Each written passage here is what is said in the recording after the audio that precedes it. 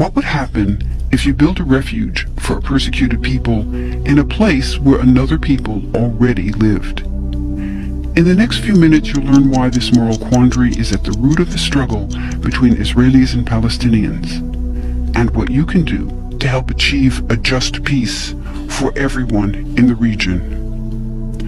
First, there are a couple of things it's helpful to understand. One, many Jews fled harsh persecution in anti-Semitic Europe, especially the Nazi Holocaust. Zionists encouraged massive immigration to historic Palestine, at that time a British colony, where Jews had an age-old connection and where small Jewish communities had long existed among larger groups of indigenous peoples. But when the UN offered the Jewish immigrants the majority of the land for a new state called Israel, for the indigenous Palestinians who lived there, it was a massive destruction of life. They rejected the UN's partition plan, and several Arab states invaded the new state of Israel. Israeli forces essentially erased over 400 Palestinian villages and towns.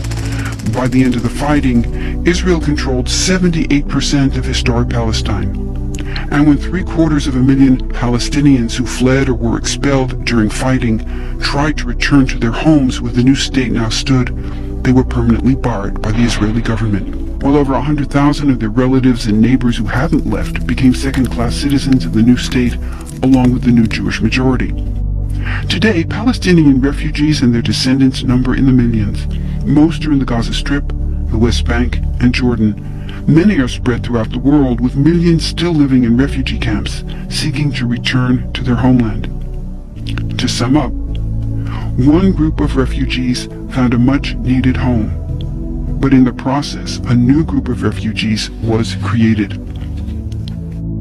Here's the second thing to understand. Israel was founded as a Jewish state. But now ask yourself, what exactly does that mean? People had lots of ideas about what a Jewish state should look like. Some called for equality for all citizens. But what was created, in practice, was institutional discrimination against non-Jews. In other words, Israel ended up being built on a blueprint of exclusion. The Israeli government wants maximum land and resources for Jews, but not the Palestinians living there. That's why, inside Israel, Jews get special privileges, including rights to land and housing, that are denied to the Palestinian citizens, who make up 20% of Israel's population. That's also part of why Israel has never defined its borders. In fact, they still hold on to land, the West Bank and Gaza, that they conquered in the war in 1967. Since then, Israel has built Jewish settlements throughout the occupied West Bank, building Jewish-only cities and supplying them with infrastructure like roads and army camps, schools, and even a college. Military occupations are meant to be temporary, but after 40-plus years, this one looks permanent and entirely unjust. In the West Bank, Israeli Jewish settlers and Palestinians live on the same land, but must live under two completely separate and unequal systems of Israeli law. The Jewish settlers dominate the natural resources, including water and agricultural land, and they're backed by the Israeli army. To maintain the occupation, Israel has demolished thousands of Palestinian homes and orchards, confiscated Palestinian land, bombed a captive civilian population in Gaza, and punished resistance with raids, arrests, and assassinations, all to gain maximum land, while making life so difficult for Palestinians that they will either leave or be too afraid to resist. Palestinians have fought back. For decades, they tried to achieve national liberation through armed struggle. Some groups still do, but the majority now support popular protest instead. The deeply harmful pattern of control, repression, and violence profoundly harms Palestinians living under occupation and Israelis living as occupiers. This must be broken to reach a peaceful and secure future for both peoples. Now that you understand the problem, what about the solution? What about peace talks? So far, over 2 decades of US-backed peace talks have actually made things worse by helping Israel continue the occupation.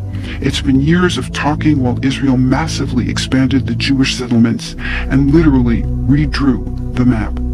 Peace talks are good if they're real, but not when they're theater to cover a land grab. So now what? The current world superpower, the United States, has been a terrible friend, enabling Israel's destructive and self-destructive expansion onto Palestinian land by funding the Israeli military, the biggest recipient of U.S. foreign aid in the world. But there's another superpower that can make the difference. You. There's a movement with hundreds of thousands of people just like you across the world, including Palestinians and Israelis, protesting, educating, divesting, and boycotting, all to bring nonviolent international pressure on Israel to stop violating human rights of Palestinians. Throughout history, where governments have failed to push for justice, people just like you, like us, have taken the lead and won. Now it's the Palestinians' turn for freedom and justice. We can pressure Israel to end the occupation and the discrimination. We want all people, Jews and Palestinians, to have equality, human rights, and democracy. We can change history. Join us.